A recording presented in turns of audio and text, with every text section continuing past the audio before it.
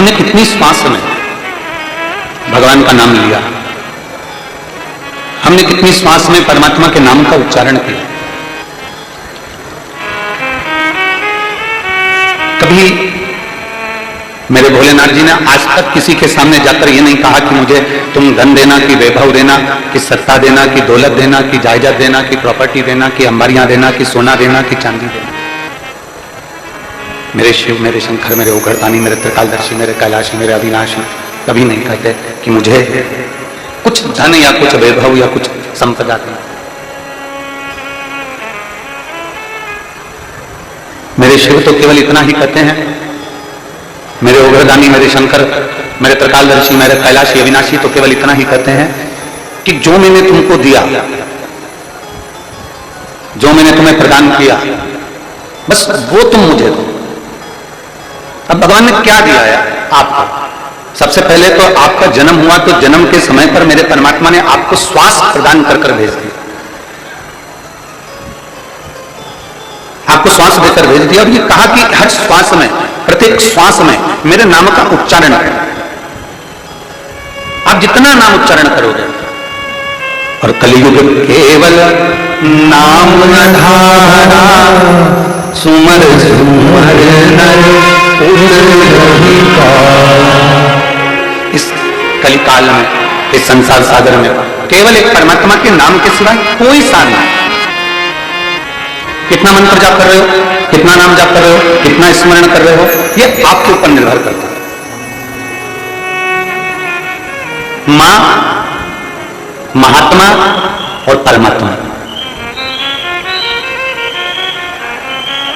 एक मां, दूसरे नंबर पर महात्मा और तीसरे नंबर पर जम के बोलो जरा, अच्छे जम के बोलो, परमात्मा।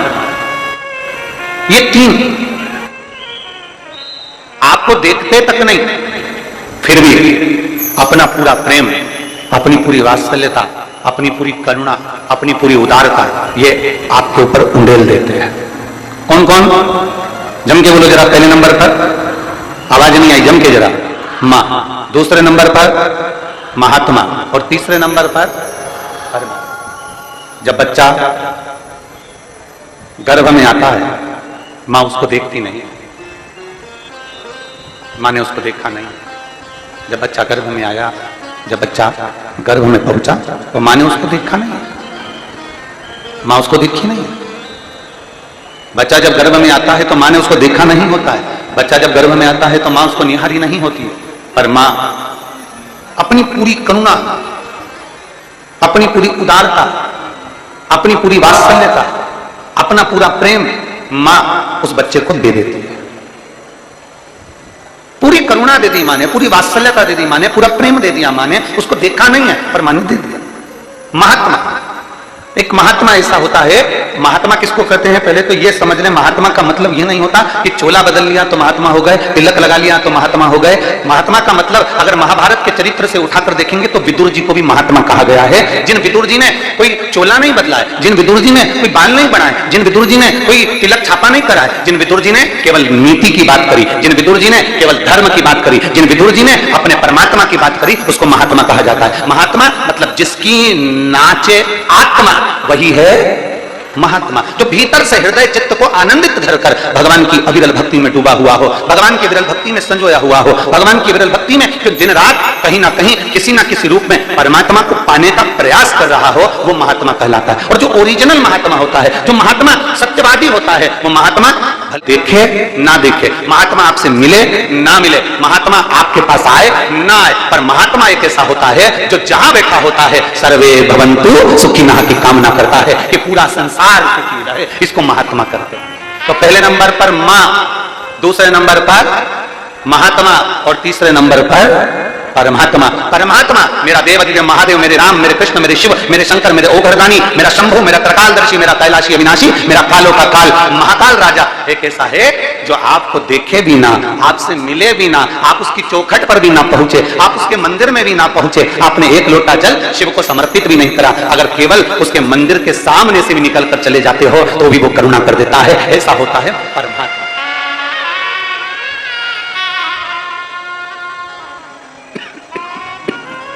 ऐसा परमात्मा। तीन है जो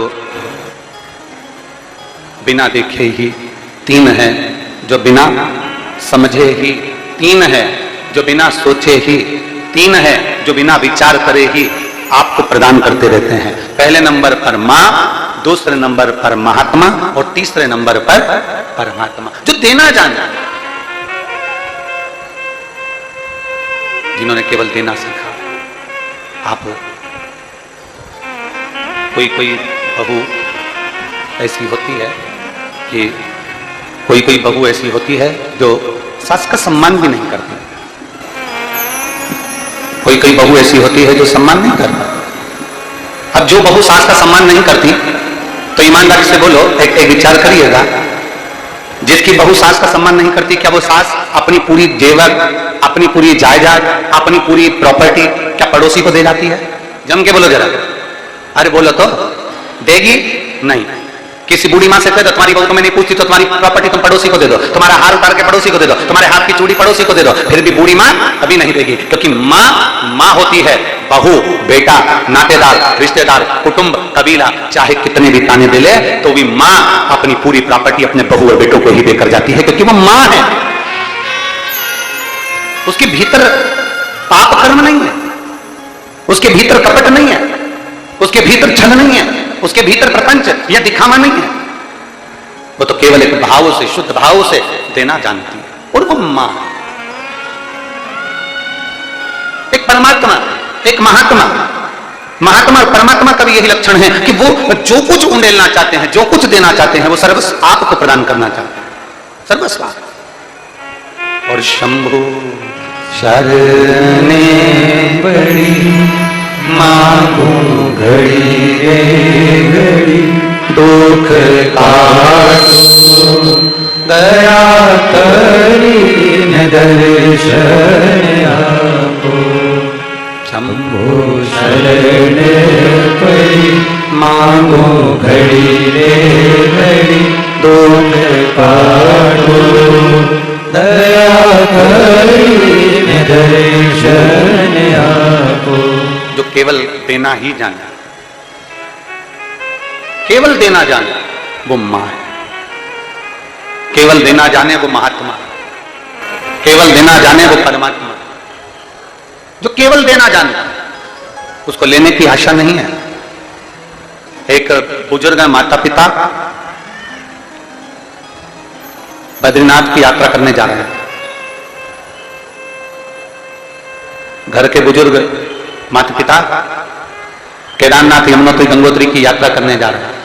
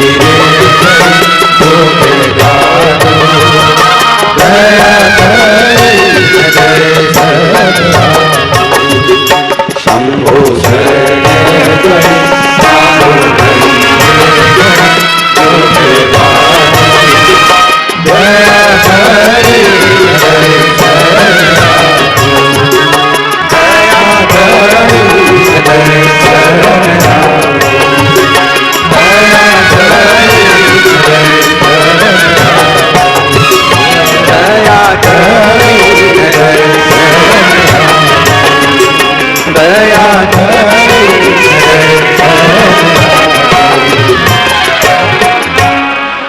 माता पिता बुजुर्ग बद्रीनाथ जा रहे हैं, केदारनाथ जा रहे हैं, यमुनोत्री जा रहे हैं दर्शन करने। आप जरा विचार करिए, देख लो दुनिया वालों जरा अच्छे से, इसको कहते हैं शिव भक्त, जो इतनी तेज बारिश में भी बाहर बैठकर कथा परेशान कर रहे हैं। ये हैं शंकर के भक्त, ओघड़दानी के भक्त, शंभू के भक्त, त्रिकालदर्शी कैलाशी के भक्त।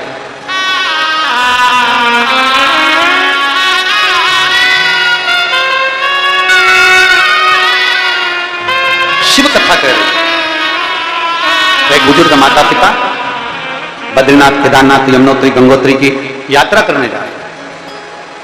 आप जरा विचार करिएगा, यमुनोत्री, गंगोत्री, बद्रीनाथ की यात्रा करने चले तो बच्चे उनको देख रहे हैं, बच्चे उनको देख रहे हैं। एक बच्चा, एक बेटा, एक बहू, एक माता, घर की बेटियां, दामाद, बहू, बच्चे जब कहीं यात्रा करने जाते हैं तो घर के जो माता पिता होते हैं ना, घर का जो बुजुर्ग होता है ना, वो कुछ ना कुछ थोड़ा पैसा, थोड़ा सामान निकाल कर अपने बच्चों को दे दे।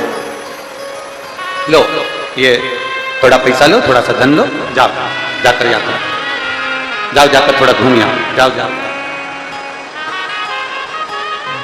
जाओ थोड़ी यात्रा करो।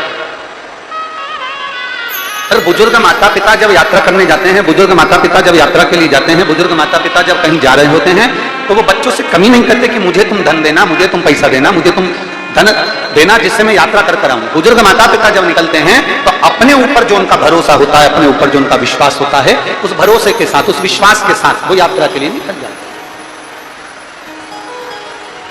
एक भरोसे के साथ वो यात्रा के लिए चले जाते, एक भरोसे के साथ, एक विश्वास के साथ वो यात्रा के लिए निकल जाते हैं।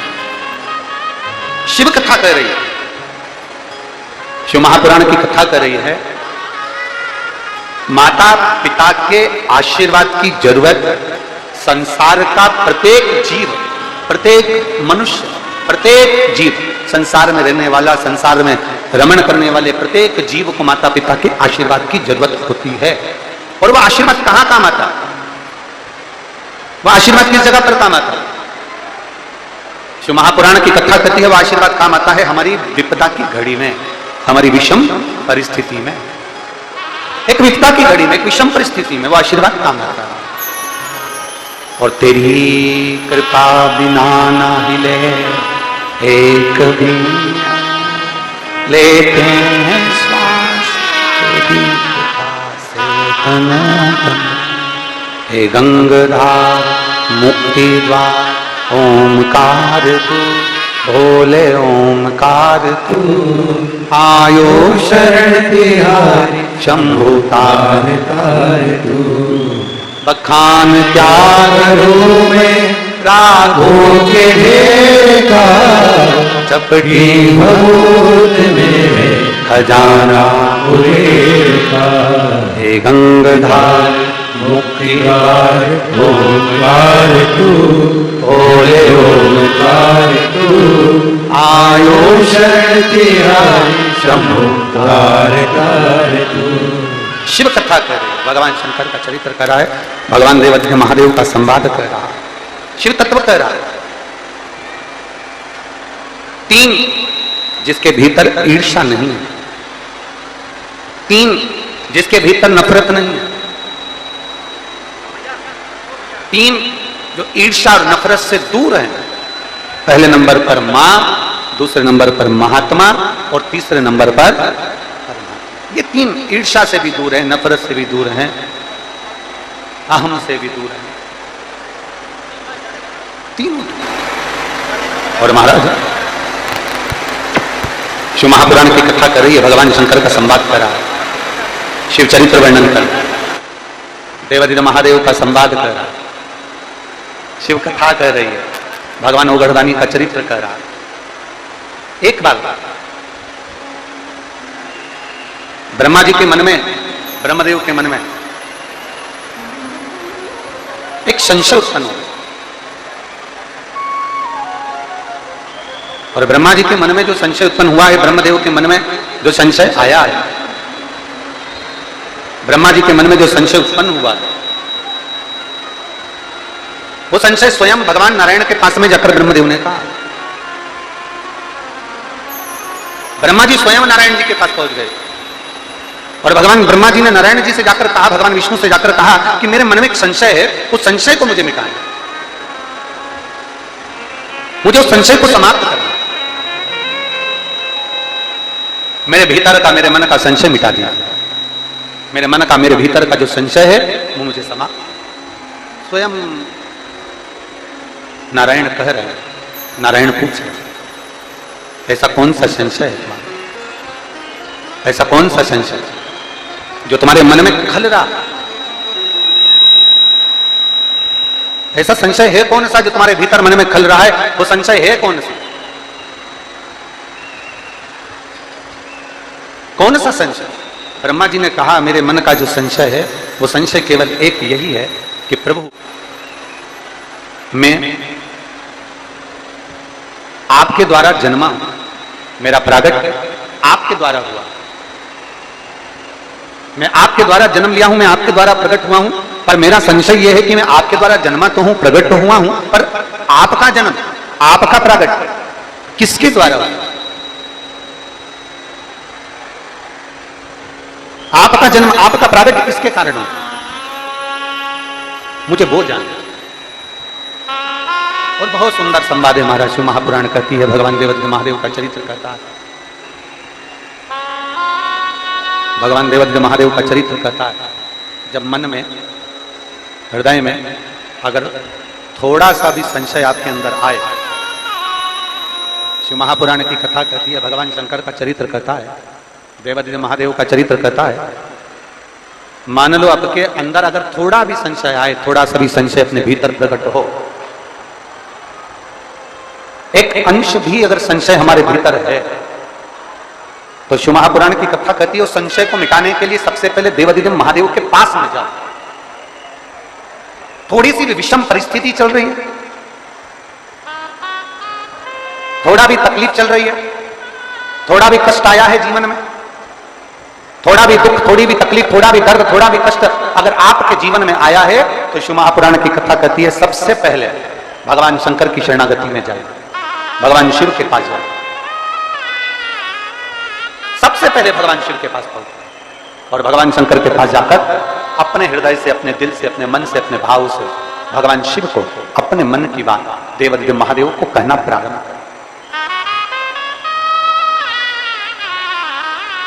अपने भीतर जो संशय है, अपने भीतर जो संशय उत्पन्न हुआ है, अपने भीतर जो हम संशय में आए हैं, उस संशय को मिटाने के लिए, अपने भीतर के दुख को, अपने भीतर की तकलीफ को, अपने भीतर के कष्ट को मिटाने के लिए कहीं दूसरी जगह नहीं जाना।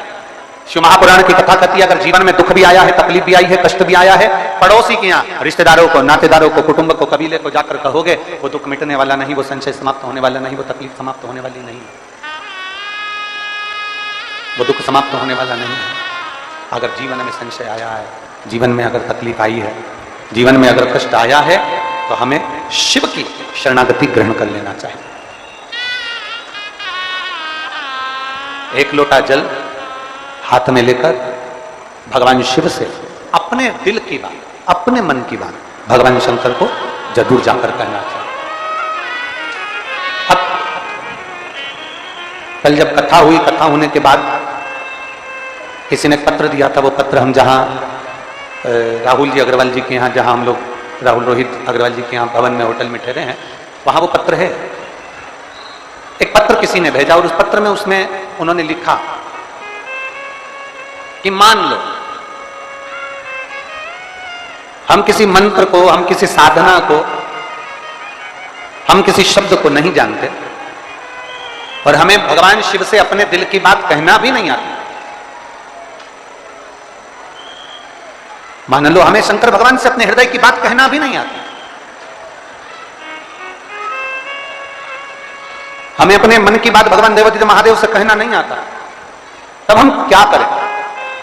तो शिव महापुराण की कथा बड़ा सुंदर बात कहती है कि जीवन में कितनी भी तकलीफ हो, कितना भी कष्ट हो, कितना भी दुख हो, जब हम एक बेलपत्र लेकर भगवान शिव को समर्पित करने के लिए जाते हैं और दिल से, हृदय से, भाव से जब एक बेलपत्र समर्पित करते हैं, और एक लोटा जल अशोक सुंदरी पर चढ़ाने के बाद हम देवादिदेव महादेव को जब समर्पित करते हैं तो ये निश्चित है हमारे दुख, हमारी तकलीफ, हमारे कष्ट को मेरा शंभू काटता जरूर है, ये निश्चित था। बोल बम का नारा है, जरा जम के बोल बम का नारा है, सारी समस्या का हल। जब हमारे भीतर कोई तकलीफ होती है, हमारे भीतर जब कोई कष्ट होता है, हमारे भीतर जब कोई दर्द होता है, हमारे भीतर जब कोई दुख होता है, तब हम देवादिदेव महादेव को एक लोटा जल समर्पित कर कर अपने हृदय की बात भगवान शिव से जरूर करते हैं, जरूर करते हैं। और मैंने तेरे ही भरोसे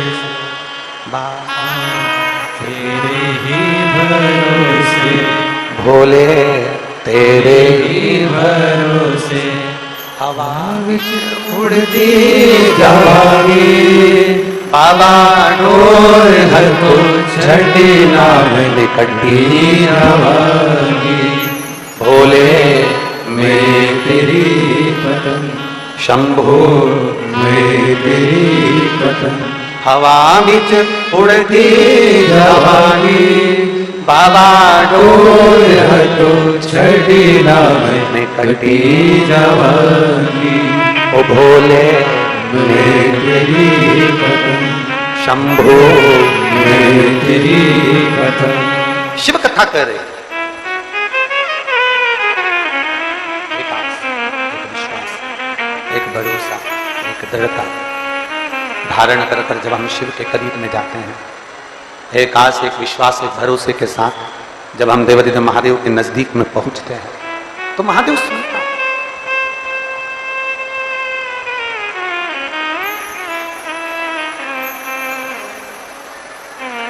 जीने के लिए श्वास का होना जरूरी है। पूरे विदिशा वालों एक बात को अपने भीतर उतार लीजिए, जीने के लिए श्वास का होना जरूरी है और परमात्मा को पाने के लिए विश्वास का होना जरूरी है।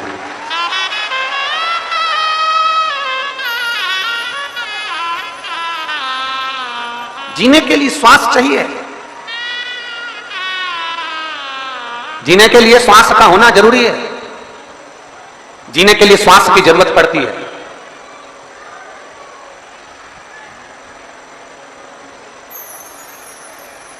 पर जीने श्वास की जरूरत है, पर परमात्मा को पाने के लिए श्वास से ज्यादा जरूरी है तुम्हारा विश्वास। उस परमात्मा को पाने के लिए तुम्हारे विश्वास की जरूरत है, तुम्हारे भरोसे की जरूरत है, तुम्हारी दृढ़ता की जरूरत है, तुम्हारे विश्वास की जरूरत है। एक भगत की कथा आती है, उसको नानुमा भगत कहते हैं। दक्षिण में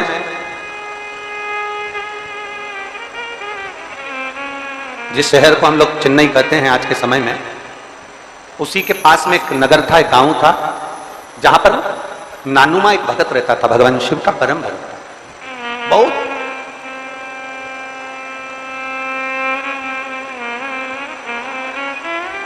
आज आप लोगों की जो विदिशा वालों की ये शिव भक्ति जो देखी है, जो आप लोग बरसते पानी में, कीचड़ में बैठकर कथा का रसपान कर रहे हो, तो ये कथा नानुमा भगत की याद आती है कि नानुमा भगत भी आपके जैसा ही था। ना तो वो बारिश देखता था, ना वो ठंड देखता था, ना वो गर्मी देखता था, केवल एक लक्ष्य लेकर भगवान शिव के धाम जाया करता था, भगवान शंकर की शरणागति की ओर बढ़ता था। एक लक्ष्य, नानु। दक्षिण में जिस शहर का नाम आज के समय में आप लोग चेन्नई कहते हो, मद्रास कहते हो, उसके नजदीक में एक छोटा सा गांव था। उस गांव में एक नगर में एक नानुमा भगत रहता था, बहुत छोटी सी अवस्था, बहुत छोटी।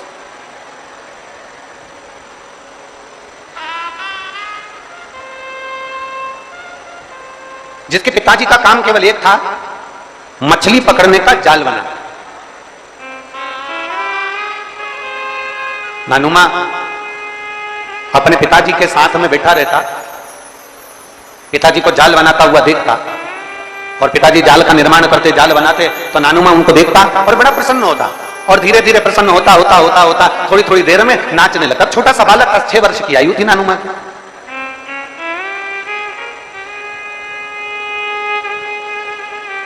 बहुत छोटी सी अवस्था, 6 वर्ष की अवस्था है। 6 वर्ष की अवस्था में नानू माँ ने जाल बनाते हुए देखा और जाल बनाते बनाते देख के नाच रहे। बड़ा प्रसन्न हुआ, बड़ा खुश हुआ, नाच रहा है, आनंद कर रहा है। अब पिताजी का ध्यान नानू माँ पर गया। जाल बनाते हुए, मछली पकड़ने के जाल को बनाते बनाते पिताजी का ध्यान नानू माँ के ऊपर गया। पिताजी का ध्यान, और पिताजी ने पूछ लिया, जैसे पानी गिर रहा है, बारिश हो रही है, आप लोग छाता लगाए, पन्नी लगाए, नीचे जमीन पूरी गीली हो रही है, तो भी आप लोग, आपका ध्यान शिव महापुराण में लगा हुआ है, आपका ध्यान शंकर की ओर लगा हुआ है। अब नानू माँ, पिताजी जाल बना रहे हैं, पिताजी मछली पकड़ने के जाल का निर्माण कर रहे हैं। नानू माँ उनको जाल बनाता हुआ देखकर थोड़ी देर में खुश हो जाता, थोड़ी देर में नाचने लगता, थोड़ी देर में प्रसन्नचित होकर आनंदित हो।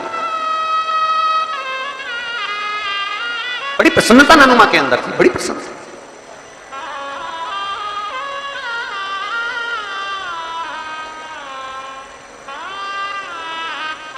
पिताजी का ध्यान गया, पिताजी का ध्यान पहुंचा। और बहुत ध्यान देना महाराज, कोई ये मत सोचना कि इस योर वाले गुरुजी हमको नहीं दिख रहे हैं, शिव महापुराण के मंच का, व्यासपीठ का दर्शन हमको नहीं हो रहा है, तो भगवान शंकर की करुणा हम पर नहीं रहेगी। ध्यान देना, जाल बनाने वाला पिता, मछली का जाल बनाने वाले नानू माँ के पिता, नानू माँ मुस्कुरा रहा है तो पिताजी देख रहे हैं, नानू माँ नाच रहा है तो पिताजी देख रहे हैं, नानू माँ रो रहा है तो पिताजी देख रहे हैं। भले वो मछली पकड़ने का जाल का निर्माण कर रहे हैं, भले वो जाल, भले उनका ध्यान और उनका दृष्टि नानू माँ के ऊपर बनी है, उनकी दृष्टि नानू माँ के ऊपर है।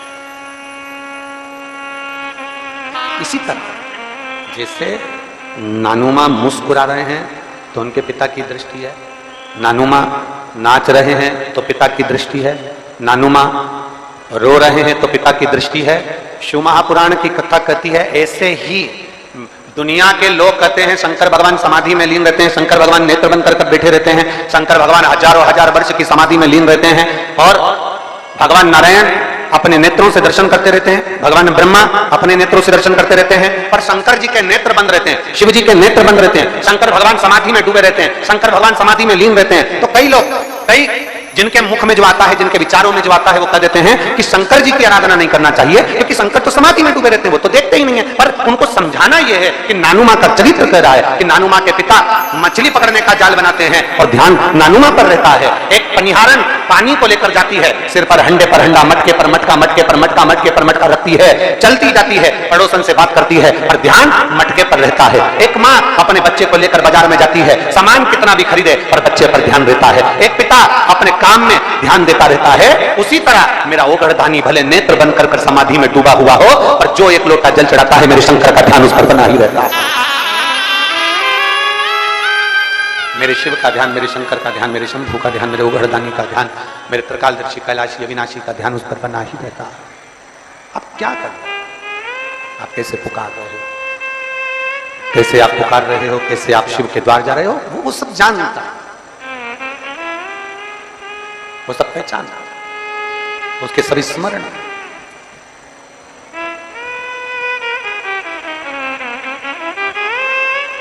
और मछली पकड़ने का जाल बनाते बनाते पिताजी ने पूछ लिया, मछली पकड़ने का जाल बनाते बनाते पिताजी ने पूछा, नानू माँ तो कभी तो मुस्कुराता है, कभी नाचता है, कभी गाता है, नानू माँ क्या तेरे मन में, क्या तेरे चित्त में, क्या तेरी वृत्ति में चल रहा? कभी तो तू नाच रहा, कभी तो तू गा रहा, कभी तो तू झूम रहा। क्या तेरे मस्तिष्क में, क्या तेरी बुद्धि में, क्या तेरे चित्त में चल रहा? तेरी बुद्धि में चल क्या रहा, तेरे मन में चल क्या रहा? शिव भक्त फिर निवेदन करेंगे इस पवित्र व्यासपीठ वेत्रवती शिव महापुराण की कथा से, फिर निवेदन करेंगे, कभी अपनी जिंदगी में कितना भी दुख आ जाए, कभी अपने जीवन में कितनी भी तकलीफ आ जाए, कभी अपने जीवन में कितना भी कष्ट आ जाए, शिव पुराण कहती है अपने दुखड़े को जगत में मत रोना, अपने दुखड़े को अपने पिता महादेव के चरणों में जाकर रोना। कितना ही दुख, कितनी भी तकलीफ आए, कितना भी कष्ट आए, कितना भी दर्द हो, कितनी भी तकलीफ हो, कितना भी दर्द हो, कितनी भी तकलीफ हो, कितना भी कष्ट हो, अगर जाकर कहना तो भगवान देवाधिदेव महादेव के चरणों में जाकर बोलोगे तो वो दुनिया के दुख मिटाने वाला एक दिन तुम्हारे भी दुख जरूर मिटाएगा। पर अभी कथा में कहा कि दो चीजें ध्यान रखना, जीवित रहने के लिए श्वास का होना जरूरी है और परमात्मा को पाने के लिए विश्वास का होना जरूरी है। विश्वास है तो परमात्मा, मानो तो मैं गंगा मां हूं और ना मानो तो बहता। आप मानो तो मैं मां हूं, आप मानो तो मैं गंगा मां हूं, ना मानो तो बहता पानी। आप मानो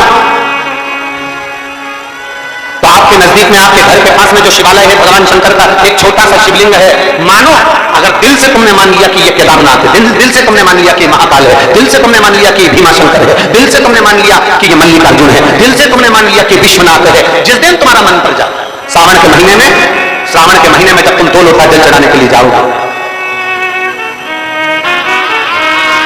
श्रावण के महीने में जब तुम 2 लोटा जल चढ़ाने के लिए जाओगे और 2 लोटा जल तक तुम अपने हाथ में लेकर चढ़ाओगे, जिस दिन तुम्हारा चित्त में मन में आ जाए कि आज मैं विश्वनाथ नहीं गई हूं, मैं सावन के महीने में मैंने विश्वनाथ का दर्शन नहीं करा है, सावन के महीने में मैं काशी नहीं गई, सावन के महीने में मैं गंगा के घाट पर नहीं गई, जिस दिन सावन के महीने में तुम्हारे मन में आ जाए 2 लोटा जल लिया, शंकर जी को चढ़ाते हुए अपने मन में विचार कर लिया कि मेरे विश्वनाथ, मैं तुम्हारे दरवाजे पर नहीं आ सकी, पर मेरे जल में अगर बल होगा तो इस जल को आप वहां से यहां आकर स्वीकार कर लियोगे। तो विश्वनाथ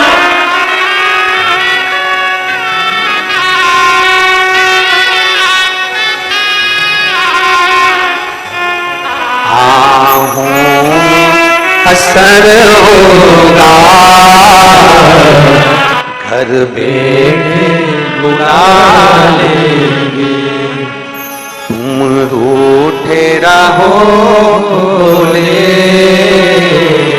हम तुम्हें मना लेंगे, तुम कहते हो भोले हमें काशी प्यारी है, तुम कहते हो भोले हमें काशी प्यारी है, एक बार तो आना हो,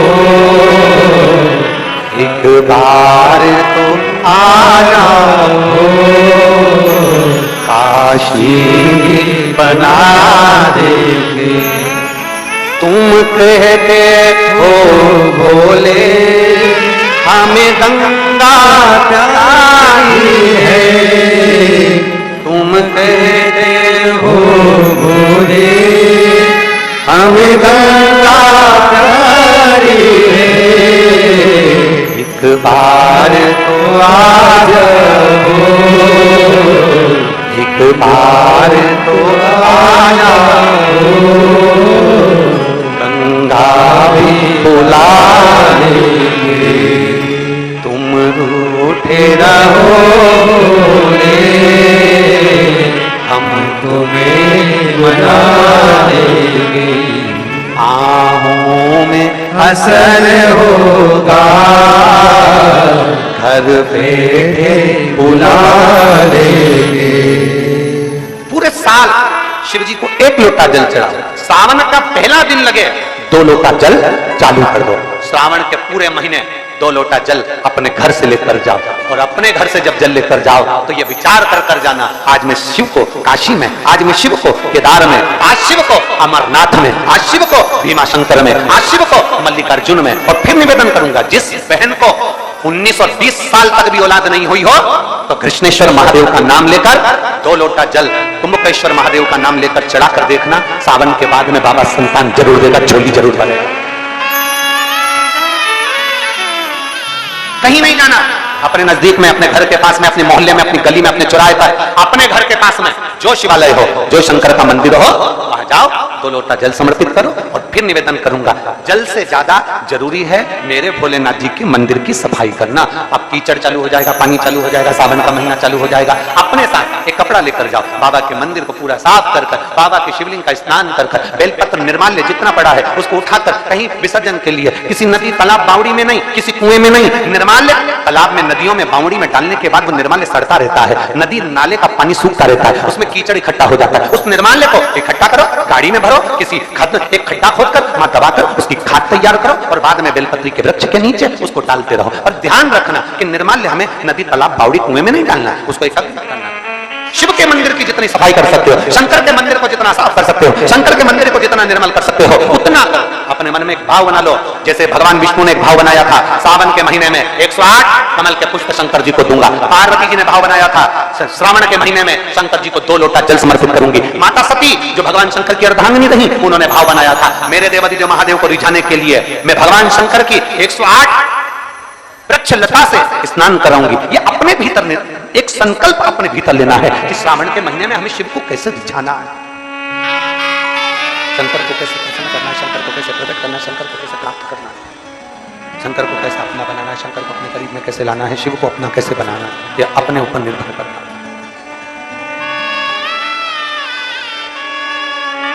दृढ़ता, अपने भीतर की दृढ़ता शिव के करीब में लाती है। एक पत्र है, देखिए,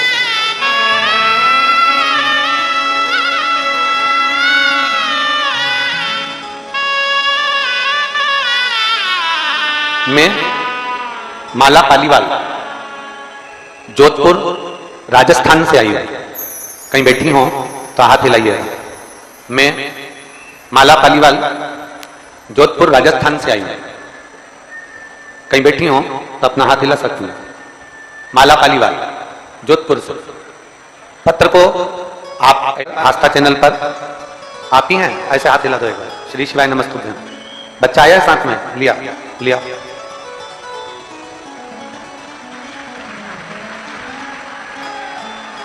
मैं माला पालीवाल भोलेनाथ का जितना बखान करूं उतना कम है।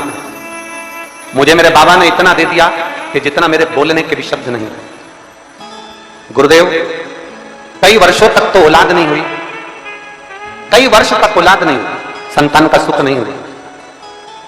जब आपकी कथा सुनना प्रारंभ करा, शिवजी को बेलपत्र चढ़ाना, जल चढ़ाना प्रारंभ करा, सफेद आंकड़े की जड़ का प्रयोग करा, तो बाबा ने मुझको जुड़मा बच्चे तो दे दिए, पर थोड़े समय के बाद वो बच्चे जुड़मा जो हुए थे वो दोनों चले गए। जब जुड़मा बच्चे चले गए तो मन बड़ा दुखी हो गया। हम डॉक्टरों के पास गए, इलाज चलता रहा। डॉक्टरों ने कहा अब तुम्हारे गर्भ से कभी बच्चा नहीं हो सकता। हम लोग अहमदाबाद तक दिखाने के लिए गए। डॉक्टर बोला कि तुम मां नहीं बन सकती। आप पत्र को एलईडी पर पढ़ेंगे तो उसमें लिखा, अहमदाबाद तक दिखाया तो डॉक्टर ने बोला कि तुम मां नहीं बन सकती। फिर मैं बाबा देवादिदेव महादेव का क्या गुणगान करूं गुरुदेव? आपके कहे अनुसार कंकर में शंकर बसता है, ये विचार कर कर आप कहते हो नर्मदा का एक कंकर शंकर है, कुबेरेश्वर धाम का कंकर शंकर है। मैं सीहोर भी आई, होशंगाबाद भी गई, वहां से मैंने नर्मदा का कंकर ले लिया। उस कंकर को मैं अपने घर ले गई और कुबेरेश्वर धाम का कंकर और नर्मदा के कंकर को रखकर उसका पूजन करने लगी। गुरुदेव, बाबा का 108 बार श्री शिवाय मंत्र का जाप करती, बेलपत्र चढ़ाती, तुम रूपा जी का नाम का स्मरण करती। मेरा गर्भ नहीं ठहरा, बहुत दिन निकल गए। बाबा, शिव कृपा किसको कहते हैं?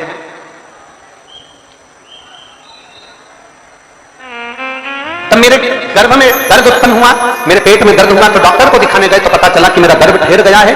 और बाबा की कृपा से क्या करुणा है मेरे बाबा की, जहां अहमदाबाद का डॉक्टर, राजस्थान का डॉक्टर, जोधपुर के डॉक्टर ने मना कर दिया था कि संतान नहीं होगी, मेरे देवादिदेव महादेव ने मुझे संतान का सुख प्रदान कर दिया। ये शिव कृपा, ये शंकर की उदार। मैं माला पालीवाल, शिव कृपा इसी को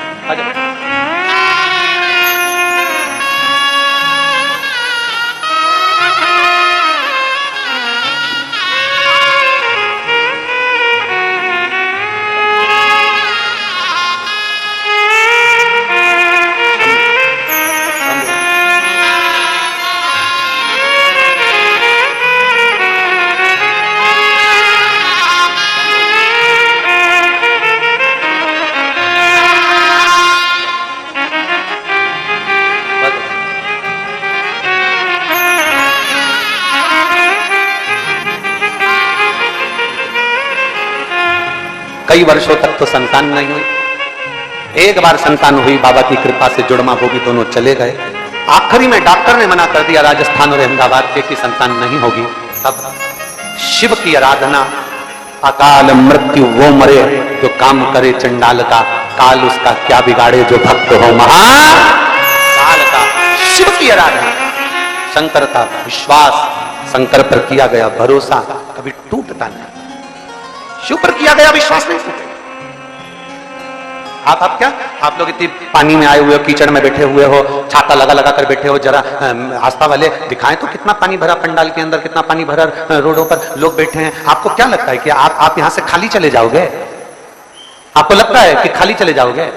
ये जितने पंडाल में बैठे हो, जितने बाहर बैठे हो, जहां बैठकर कथा सुन रहे हो, 3 महीना इंतजार करना। मेरे बाबा से जो मांग कर आप ले जा रहे हो, बाबा आपको खाली नहीं छोड़ेगा, भर कर जरूर। थोड़ी परीक्षा ले सकता है, परीक्षा तो लेगा, परीक्षा लेने में कमी नहीं रखे, ले सकता।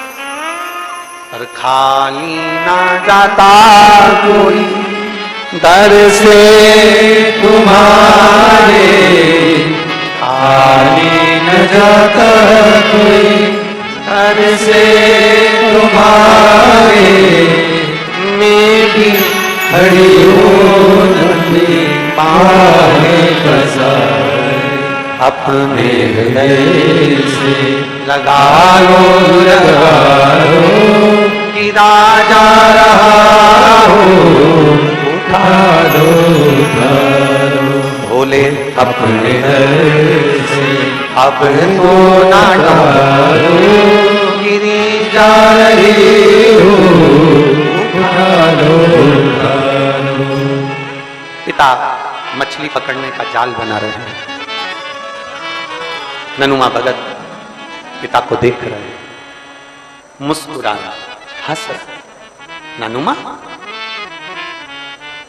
पिता का ध्यान अपने बेटे पर है। तुम कहां बैठे हो, कहां बैठकर भजन कर रहे हो, कैसे तुम शिवजी के मंदिर में जल चढ़ा रहे हो, तुम्हें कोई अंदाजा ना रहे, पर तुम्हारा जो पिता है, तुम्हारा जो देव अधिदेव महादेव है, उसकी दृष्टि तुम पर जरूर बनी हुई है कि मेरा भक्त कहां बैठा, मेरा भक्त कहां है, मेरा भक्त कहां बैठा। वो दृष्टि उसकी है। तो जानना था कि तुम्हें क्या चाहिए, कैसे आए हो, क्यों आए हो, किस लिए आए हो, कैसे आना हुआ, उसके स्मरण में है ये चीज, उसकी चित्तवृत्ति में है ये। ब्रह्मा ब्रह्मलोक में रहते हैं, भगवान नारायण वैकुंठ लोक में रहते हैं, इंद्र इंद्र लोक में रहते हैं। पृथ्वी का तो देव है, देव अधिदेव महादेव है। पृथ्वी का कैलाश पर रहते हैं। एक बहू पूर्णा में रहती है, एक बहू इंदौर में रहती है, एक बहू विदिशा में रहती है। तबीयत खराब हो गई तुम्हारी, कौन सी बहू पे ले आएगी? बोलो जम के। इंदौर वाली, पुणे वाली, विदिशा वाली, 3 में से कौन आएगी? विदिशा वाली। भले झगड़ा हो, भले लड़ाई हो, भले कैसी भी हो, भले कुछ भी हो, कितना भी झगड़ा कर ली, और अगर तकलीफ की घड़ी आएगी तो सबसे पहले विदिशा वाली दौड़कर तुम्हारे पास आ जाएगी, आएगी दौड़कर तुरंत। माँ क्या हो गया, पिताजी क्या हो गया, चिंता मत करो, इनको हॉस्पिटल ले जाओ, ये करो वो करो। और जो बाहर है वो तो फोन लगाकर मम्मी को बीपी चेक करा लो, मम्मी की शुगर चेक करा लो।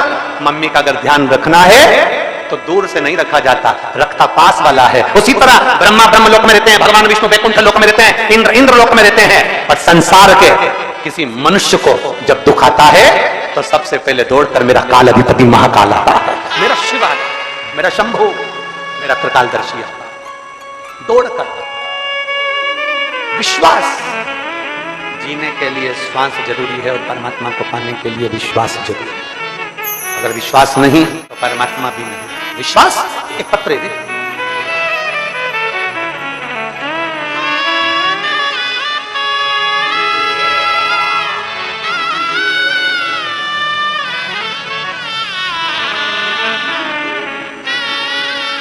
मेरा नाम पिंकी कुशवाहा है, मेरे पति का नाम धर्मेंद्र कुशवाहा है। मेरा पता बरईपुरा चौराहा विदिशा। कहीं बैठी हैं तो हाथ हिला सकती हैं, कहीं बैठी हो तो दोनों हाथ ऊपर कर ऐसे हिला सकती हैं। आप ही हैं, आ जाओ, बेलपत्र लेकर जाओ, आ जाओ। मेरा नाम पिंकी कुशवाहा है, मेरे पति का नाम धर्मेंद्र कुशवाहा है। मेरा पता बरईपुरा चौराहा विदिशा है। मेरी बड़ी बेटी ऑपरेशन से हुई, उस ऑपरेशन के बाद में मैं ठीक तो थी, पर 18 साल बाद, मेरी बेटी के जन्म को देने के 18 साल बाद मेरे पेट के टांके पक गए। कब पके? जब बेटी 18 साल की हो गई तब मां के पेट के टांके पक गए। टांके पटे में जब पके, इन्फेक्शन हो गया और जांच कराई, सोनोग्राफी में आया कि गठान हो गई। गठान हुई, भोपाल में दिखाया, ऑपरेशन का बोल दिया। मेरे पहले से तो ऑपरेशन हुए थे, डॉक्टर ने कहा यह गठान साधारण नहीं है, इसका ऑपरेशन जरूरी है। अब करें तो करें क्या? गठान भी साधारण नहीं है और ऑपरेशन भी करना जरूरी है। भोपाल के डॉक्टर बोले ये गठान जांच के लिए भी जाएगी और ये गठान कोई ठीक नहीं। अब मैं क्या करूं? तब मेरे पति ने कहा तुम चिंता मत करो, टीवी पर कथा आती है, वो सीवर वाला महाराज कथा है कि रुद्राक्ष पानी में गलाकर शिव को चढ़ाकर अगर उसका जल पिया जाता है तो ठीक होते हैं लोग। मैंने टीवी में देखा, अपन भी सीहोर जाते हैं। मेरे पति कुबेरेश्वर धाम गए, 10 अगस्त को पहली बार वो कुबेरेश्वर धाम पहुंचे, वहां से रुद्राक्ष लाए। मेरे पति और मैं दोनों ने शंकर जी के मंदिर में जाना प्रारंभ करा, जल चढ़ाते, पशुपति व्रत करते। और दूसरी बार 10 अगस्त से जो हमने शंकर का द्वार पकड़ा, 1 महीने के बाद हम फिर भोपाल पहुंचे और भोपाल में जाकर हमने उसी डॉक्टर को फिर जांच कराई। डॉक्टर ने सोनोग्राफी कर कहा तुम्हारी गठान गल गई है और तुम्हें अब ऑपरेशन की जरूरत नहीं है। यह शिव तत्व है, यह उघड़ी है। और तेरी कृपा बिना लेते विश्वास के कृपा से तनु तनु बखान जागरूं में राखों के ढेर का टपटे भगवत मेरे खजाना कुबेर का। हे गंगाधार मुक्ति द्वार ओंकार तू, ओंकार तू, आयो शरण तिहार शंभु तार तार तू।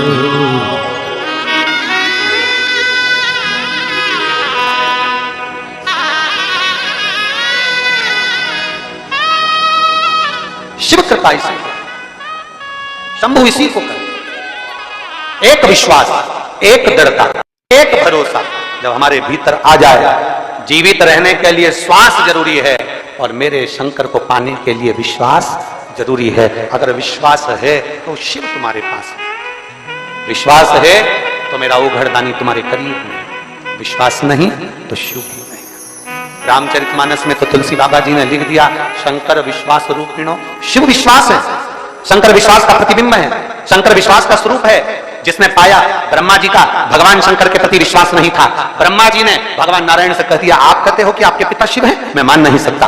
दोनों ने पर्वत घुमाना प्रारंभ करा, अग्नि खंभ प्रकट हो गया, एक शिवलिंग की आकृति प्रकट हो गई, प्रथम शिवलिंग प्रकट हो गया। उस शिवलिंग के चरण का है, शिवलिंग का शीश का है, शिवलिंग के पांव का है, शिवलिंग का मुख का है। देखने के लिए ब्रह्मा और विष्णु दोनों जा रहे हैं। नारायण को मालूम था, मेरे नारायण जी जानते हैं कि भगवान के चरण और शीश देखना कठिन है, अपने पिता का मर्म जानना बहुत कठिन है, अपनी माता का मर्म जानना बहुत कठिन है, अपनी माता की करुणा जानना बहुत कठिन है, अपने पिता की करुणा जानना बहुत कठिन है, बहुत कठिन है।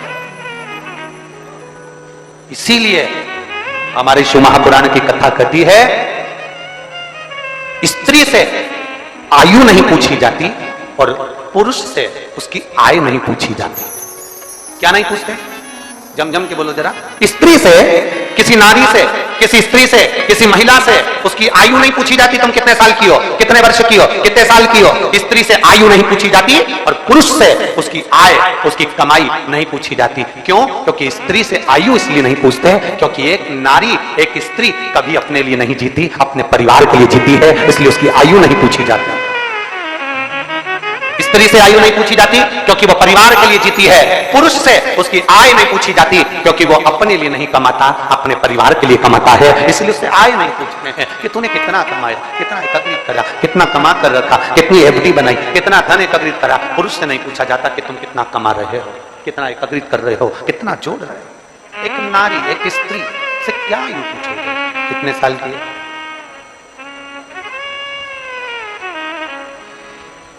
कितने वर्ष। काशी जाओ ना, कभी वाराणसी जाओ, काशी जाओ, तो काशी में अगर तुमको कोई बहुत बुजुर्ग महिला मिल जाए, बहुत बूढ़ी, तो काशी में जाओ और उस महिला से पूछना कि तुम्हारी उम्र कितनी है। 80 साल की होगी, 85 साल की होगी, 90 साल की होगी। कभी काशी जाओ, वाराणसी जाओ तो किसी बूढ़ी मां से पूछना तुम्हारी उम्र कितनी है, तो वो तुरंत कहती है तुझे बूढ़ी दिख रही हूं, अभी मैं बूढ़ी नहीं हूं, अभी तो मेरे भोले बाबा को जल चढ़ाने के लिए मैं जवान की जवान बनी हूं, मैं बूढ़ी नहीं हूं।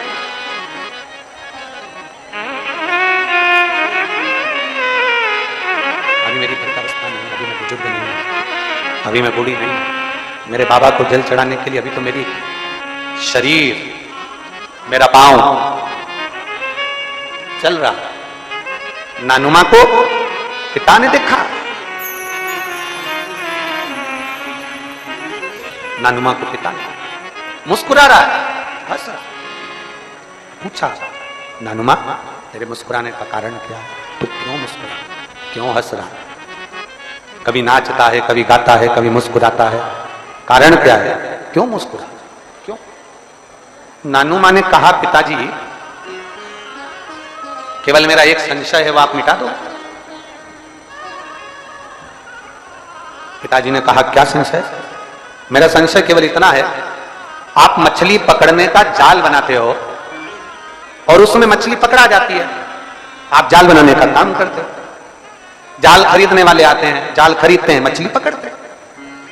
पिताजी मैं आपके साथ रोज शिवालय में जल चढ़ाने के लिए जाता हूं, आज मैं आपसे निवेदन करना चाहता हूं, क्या पिताजी मछली पकड़ने का जाल बाजार में मिलता है क्या? पिताजी देवाधिदेव महादेव को पकड़ने का जाल भी क्या बाजार में मिल सकता है?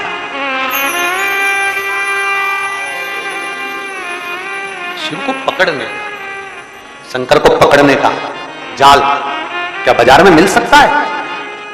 पिता की आंख में से आंसू बहने लगे, जो मछली पकड़ने का जाल बना रहे थे, पिता की आंख से आंसू बह रहे, नेत्रों से नींद बह रही।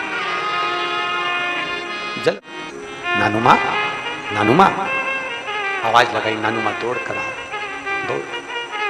पिता ने नानुमा को गले से लगा दिया, पिता ने नानुमा को जो गले से लगाया, हृदय से लगाते ही पिता ने नानुमा को कहा मछली पकड़ने का जाल इंसान बना सकता है और उसमें मछली पकड़ सकता है, पर नानुमा देवाधिदेव महादेव को पकड़ने का जाल इंसान नहीं बना सकता। वो तो शंकर देवाधिदेव महादेव किसी के दिल में आकर बैठ जाते हैं तो वो हृदय के जाल में शंकर को पकड़कर अपने दिल में बिठा लेता है। कोई कोई कोई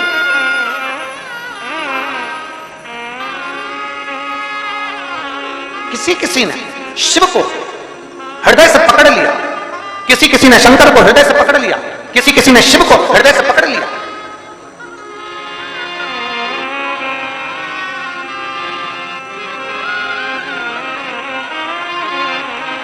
ए भाई, मेरी विदिशा की जीजी और मेरे विदिशा के जीजाओं, मेरी बेटियों बेटाओं, मेरी माताओं, मेरे भाई, अपनी चित्तवृत्ति में उतार कर रखना। जितने आस्था चैनल पर सुन रहे हैं, जितने फेसबुक के ऊपर कथा सुन रहे हो, लाखों की संख्या में आए हुए आप सब शिव भक्त अपनी चित्तवृत्ति में उतार कर रखना।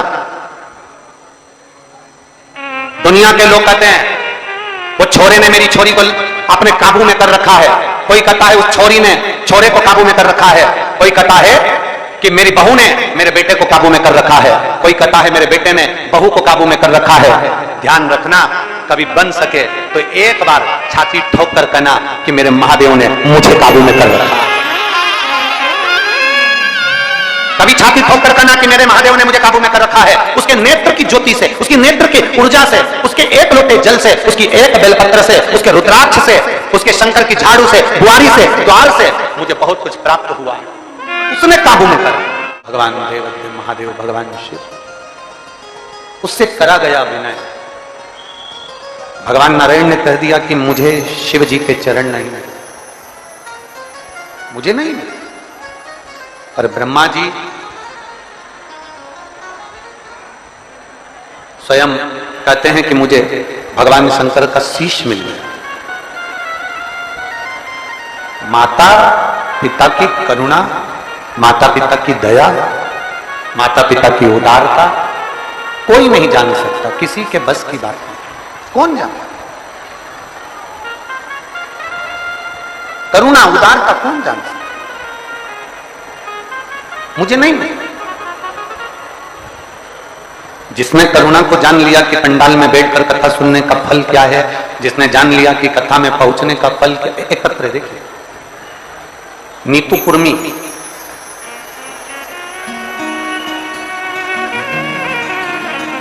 एक नीतू कुर्मी कहीं बैठी है बेटा? नीतू कुर्मी कहीं बैठी हो तो हाथ हिला सकती है। गंज बासोदा, स्वरूप नगर डिपो, मेरा मोबाइल नंबर ये है। आप लोग पत्र को एलईडी पर पढ़ सकते हो। अगर कहीं बैठी हो तो बेलपत्र लेने आ सकते हैं। नीतू कुर्मी, गंज बासोदा, स्वरूप नगर डिपो, मेरा मोबाइल नंबर ये है। एक लोटे जल का क्या वर्णन करूं? मैं वर्षा कुर्मी, नीतू की मां, मेरी बड़ी बेटी नीतू को शुगर की बीमारी हो गई थी। शुगर का लेवल 600 था, इंसुलिन लगने लगा था। गुरुदेव, एक 10 का और एक 22 का, दिन में 3 बार 10 का लेना पड़ता था इंसुलिन और एक बार 22 का लेना पड़ता था। बच्ची की हालत इतनी गंभीर हो गई थी कि वो उठ नहीं पाती थी, चल नहीं पाती थी, गिर जाती थी। चलते चलते बच्ची गिर जाती थी। कोई रास्ता नजर नहीं आया, तब आपकी कथा सुनना प्रारंभ करी। शिवजी पे जल चढ़ाना, बेलपत्र लाना, उसको खाना प्रारंभ करा और शिवजी पर रुद्राक्ष का जल चढ़ाकर पीना प्रारंभ करा। आज मेरी बच्ची की इंसुलिन बंद हुई और शुगर लेवल में हुई। मैं बाबा को यहां धन्यवाद देना। कहीं बैठी हो तो हाथ हिला सकती हूं। एक दूसरा पत्र है, मेरा नाम रीनू सेन है, पति का नाम योगेंद्र सेन है। बड़ी बजरिया टोकपुरा है, टोकपुरा, बड़ी बजरिया टोकपुरा, विदिशा, मध्य प्रदेश का रहने वाला हूं। कहीं बैठे हो तो हाथ हिला सकते हैं और अपने बच्चे को लाए हो तो व्यासपीठ पर ला सकते हैं। मेरा नाम रीनू सेन है, पति का नाम योगेंद्र सेन है, बड़ी बजरिया टोकपुरा, विदिशा, मध्य प्रदेश। मेरा मोबाइल नंबर यह है।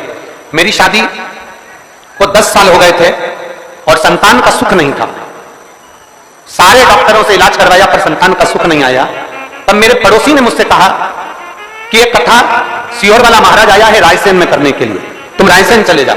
हम पति पत्नी रायसेन की कथा को श्रवण करने के लिए गए और वहां बैठकर हमने कथा सुनी। गुरुजी, आप कहते हो पंडाल में बैठकर जो मांगा जाता है वो मिलता है। मैंने रायसेन के पंडाल में बैठकर केवल संतान का सुख मांगा था और मेरे बाबा की कृपा हुई।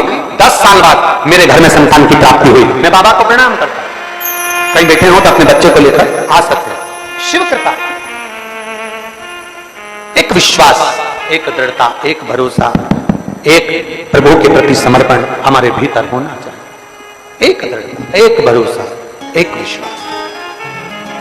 भगवान नारायण ने कह दिया, भगवान विष्णु कह दिया, मुझे भगवान शंकर के चरण नहीं मिले, शिवलिंग का चरण कहां ढूंढूंगा? शिवलिंग का चरण कहां? नहीं। स्कंद पुराण में सुंदर संवाद कहा गया।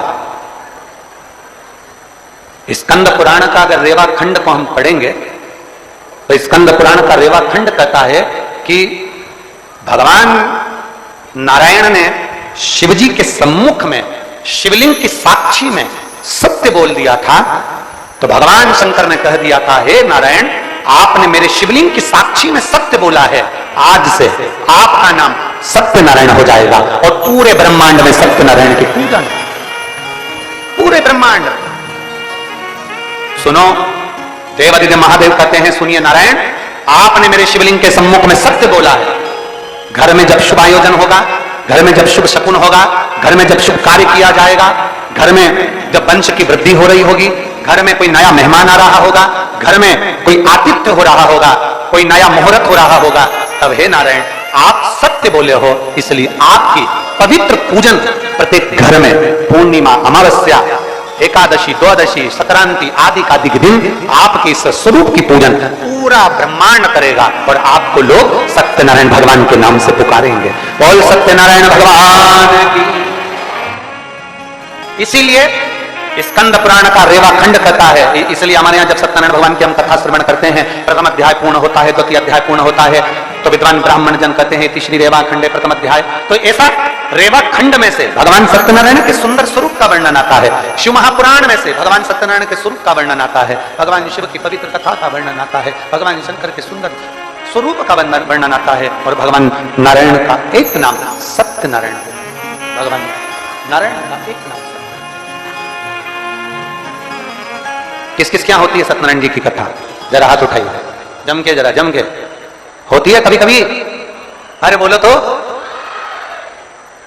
महीने, 2 महीने, 3 महीने, 6 महीने, 4 महीने, 8 महीने, 10 महीने, 12 महीने में एक नियम बना लो कि हमारे घर में हम सत्यनारायण भगवान की कथा किसी ब्राह्मण जन को बुलाकर, करवाकर, यज्ञ ग्यारी करवाकर अपने जीवन को सार्थक बनाएंगे, क्योंकि सत्यनारायण की कथा भी शिव की कृपा के आनंद में होती है। कहते हैं जहां सत्यनारायण की कथा होती है वहां शंकर की भी कृपा नित्य बनी रहती है, क्योंकि शिव ने ही तो उपदेश